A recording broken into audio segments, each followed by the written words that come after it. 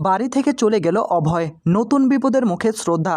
ভাগ্যরেখা ধারাবাহিকের 509তম পর্বের আপডেট নিয়ে আমরা চলে এসেছি। এই পর্বটি সবার আগে পেতে এক্ষুনি চ্যানেলটিকে সাবস্ক্রাইব করুন, তাড়াতাড়ি সাবস্ক্রাইব করুন, তাহলে সবার আগে পেয়ে যাবেন। তনুজা অভয়ের বাবাকে বলে, আরে একবার ফোন তো করো, ছেলেটা কোথায় আছে, এখনো কোনো খোঁজ খবর পেলাম না। কিছুক্ষণ পরে কীর্তি আর গুলাল সেখানে এসে বলে, অভয় আবার ওই দেব্যি আন্টিকে এ বাড়িতে নিয়ে হাজির হয়েছে, বাড়ির বাইরে দাঁড়িয়ে রয়েছে। এ খবর জানা মাত্রই তনুজার মাথায় আকাশ ভেঙে পড়ে। তনুজা তখন বাড়ির বাইরে বের হয়ে আসে, আর তখনই দেখতে পায় অভয়, শ্রদ্ধা, দেব্যি আন্টি সকলকে নিয়ে একসঙ্গে হাজির হয়েছে। আর এসব কিছু দেখে তনুজা বলে, আজকে আমি আর কোনো কথা শুনতে চাই না, দরকার হলে আমি অনশন করব, তারপরও ওকে আমার বাড়িতে প্রবেশ করতে দিব না।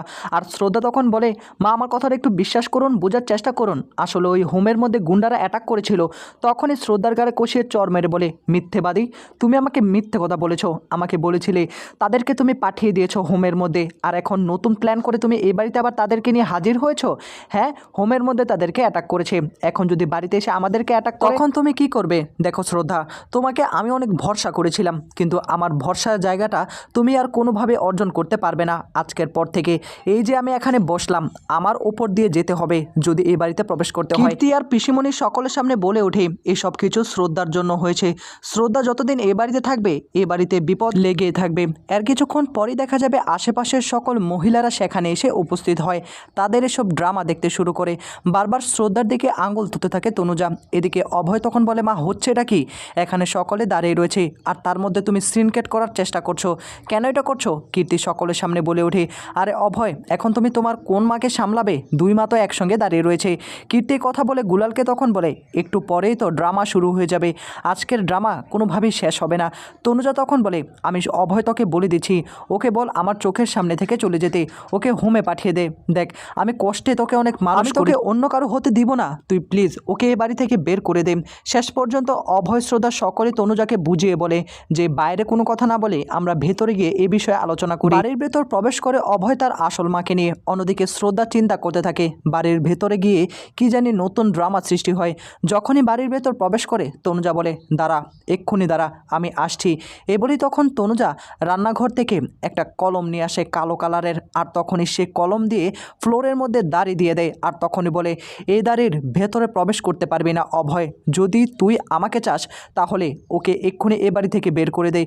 তখনই আবার অভয় বলে, কি বলছোটা কি? এই ড্রামা বন্ধ করো মা, তোমার এসব কিছু আমার শুনতে একদম ভালো লাগছে না।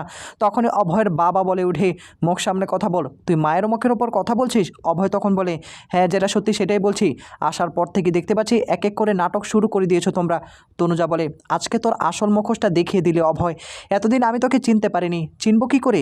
তুই মুখোশ পরেছিলি। আসলে সত্যি সকলে যা বলে একদম ঠিক কথাই বলে, আসলে তুই কোনোদিন আমার ছেলেই ছিলি না। আমার ছেলে যদি থাকতি না, হয়তোবা আমার মুখের ওপর কথা বলতি না। তুই এই মহিলার কথা শুনে তুই আমাকে অপমান করছিস। যদি তুই সত্যি আমাকে ভালোবেসে থাকিস, আমার কাছে ফিরে আসিস, আজকেই তোকে সে ফয়সালা নিতে হবে, আজকেই তোকে বলতে হবে তুই কার সঙ্গে যাবি, তুই আমার সঙ্গে যাবি নাকি তোর ওই মায়ের সঙ্গে যাবি। এ কথা শোনার পর কীর্তি তখন গুলালের দিকে তাকিয়ে বলে, শুরু হয়ে গিয়েছে খেলা, এখন দুই মায়ের মধ্যে ঝগড়া লেগে যাবে, এটাই তো চেয়েছিলাম। আস্তে আস্তে দিদির জীবনটাই শেষ হয়ে যাবে। এদিকে এই কথাগুলো শোনার পর তখনই অভয় বলে ওঠে, মা বলছোটা কি? তোমার কি মাথা খারাপ হয়েছে নাকি? আমি তোমার সঙ্গেই থাকবো। এই বলেই তখন অভয় তার মায়ের কাছে আসে, আর তখনই অভয়ের মা বলে, এটা আমার বাড়ি, তুই আমার সঙ্গেই থাকবি। এদিকে কিছুক্ষণ পরে দেখা যাবে যে অভয় ঘরে চলে যায়, ঘর থেকে তার ব্যাগপত্র গুছিয়ে নিয়ে আসে, আর তখনই এসেই বলে, মা আমি এই বাড়িতে থাকতে পারবো না, তুমি তো বলেছিলে এই বাড়িটা নাকি তোমার, তাই আমি এই বাড়ি ছেড়ে চলে যাচ্ছি, এক মুহূর্ত থাকবো না। শ্রদ্ধা বলে, পাগলামি কেন করছো অভয়, তুমি কিন্তু ভুল করছো।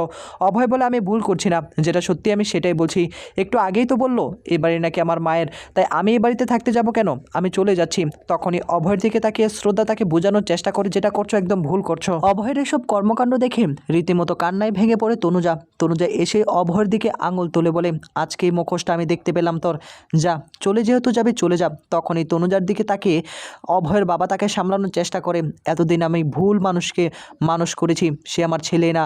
কিছুক্ষণ পরে আরতি এসে বলে, কেন দাদাভাইকে কেন তোমরা আটকাচ্ছ না কিছুই বুঝতে পারছি না। কিন্তু কোনোভাবেই অভয় আর কোনো কথাই শোনেনি, বাড়ি থেকে চলে যায় অভয়।